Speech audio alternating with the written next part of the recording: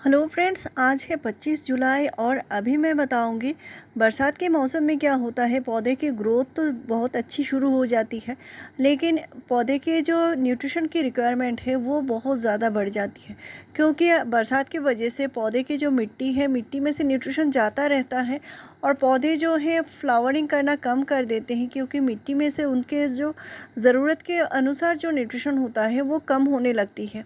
साथ ही साथ मिट्टी जो है बहुत ही ज़्यादा हार्ड होने लगती है और मिट्टी जब हार्ड बनती जाएगी तो आप जो भी कोई खाद डालेंगे उसका असर पौधे में नहीं दिखेगा, क्योंकि वो हार्ड मिट्टी से क्या होता है, जब मिट्टी सूखेगी तो उसके साइड साइड किनारे बराबर जो है आप खाद डालेंगे वो साइड से बाहर निकल जाएगी। लेकिन वो जो मिट्टी होगी वो हार्ड बनी है मिट्टी, तो उसमें न्यूट्रिशन एब्जॉर्ब करने की जो क्षमता है वो नहीं रहेगी। जड़ें जो हैं वो मिट्टी में चल नहीं पाएंगे। तो इसके लिए मैं आज खाद बताऊंगी। और जो ऑर्गेनिक खाद होती है वो मिट्टी को हमेशा भुरभुरी बनाए रखते हैं, पोरस बनाए रखते हैं, और गुड़हल के लिए हमेशा से पोरस मिट्टी बहुत ज़रूरी है। आगे मैं आपको और भी वीडियोस में शेयर करूंगी कैसे गुड़हल के नए पौधे लाते हैं, तो कैसे रिपोर्टिंग करनी है। आज मैं सिर्फ जो प्लांट में फ्लावरिंग बंद हो चुकी है बरसात में, और आप ज़्यादा से ज़्यादा कैसे फ्लावरिंग ले सकते हैं। तो कई बार ऐसा होता है प्लांट में पहले जो नर्सरी से लाने के बाद फ्लावरिंग अच्छे से हुई है, लेकिन इसके बाद प्लांट में कलियां आना बंद हो चुकी है, फ्लावरिंग बिल्कुल बंद है।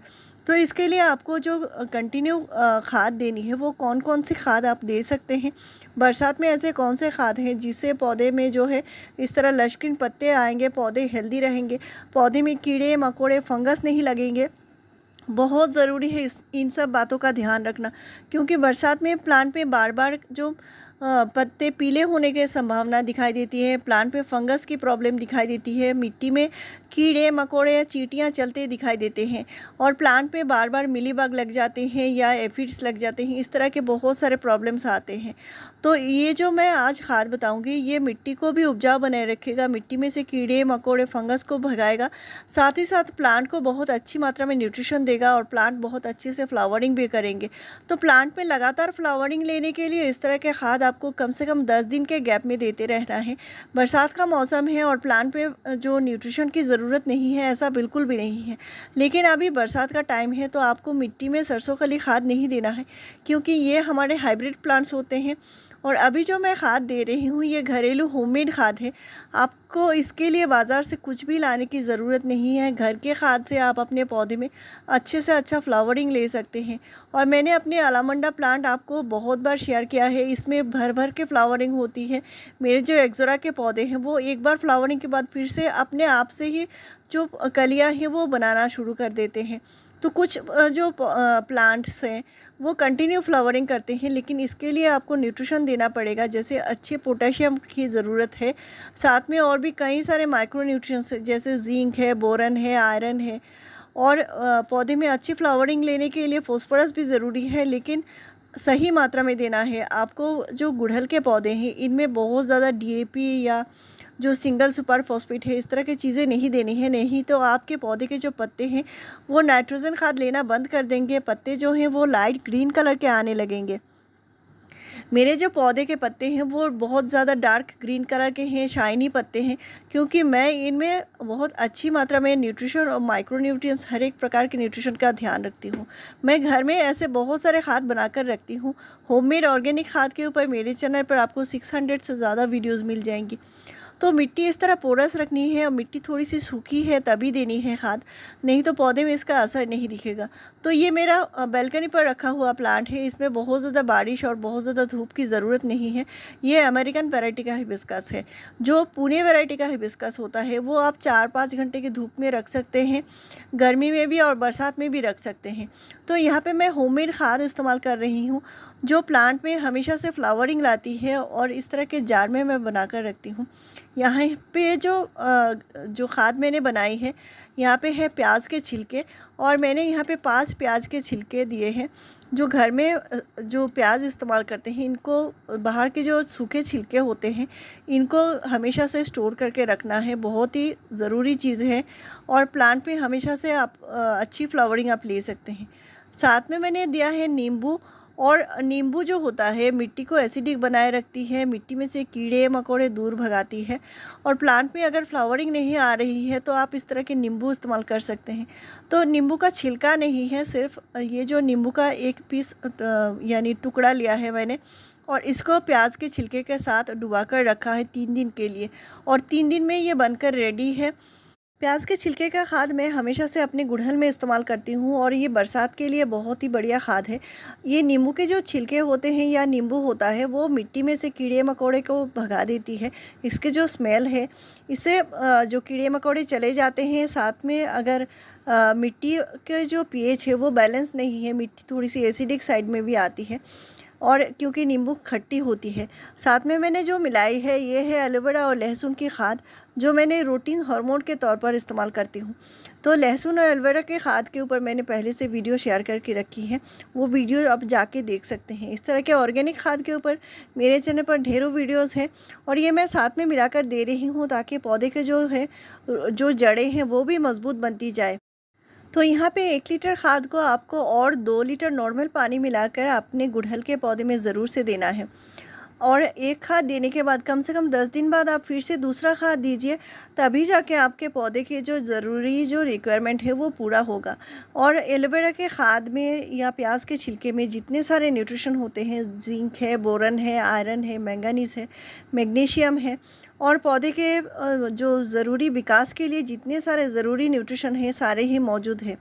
तो यहाँ पे मैंने एलोवेरा के पत्ती से दूसरा खाद बनाने जा रही हूँ। और एलोवेरा के पत्ती अगर आपके पास छोटे साइज़ के हैं तो आप 2 से 3 ले सकते हैं। मेरे पास बड़े साइज़ के 1 पत्ती है तो वो मैंने 1 पत्ती ही लिया है। साथ में मैं दूसरा खाद बनाने जा रही हूँ, और ये भी पोटेशियम का भंडार है। प्लांट में फ्लावरिंग लेने के लिए बहुत ही ज़्यादा कारगर है। तो यहाँ पे मैंने आलू के छिलके लिए हैं, 3 आलू के छिलके लिए हैं, और आलू के छिलके में भरपूर मात्रा में आयरन होता है, पोटेशियम होता है, और भी कई सारे ज़रूरी न्यूट्रिशन होते हैं जो प्लांट में भर भर के फ्लावरिंग आती है। तो अभी बरसात का टाइम है तो इन छिलकों को कभी भी डायरेक्ट पॉट में नहीं देना है, क्योंकि ये हमारे हाइब्रिड प्लांट्स होते हैं, जैसे हाइब्रिड गुड़हल है। और हाइब्रिड गुड़हल जो होता है वो थोड़ा सा सेंसिटिव प्लांट होता है, उसके जड़ें थोड़ी सी नाजुक होती हैं। देसी प्लांट में आप दे सकते हैं, लेकिन वो भी सावधानी से देना है, बिल्कुल प्लांट के नज़दीक नहीं देना है। इसको जो आलू के जो छिलके होते हैं इनको अच्छे से सुखाकर, धूप में सुखाकर पाउडर बनाकर दे सकते हैं।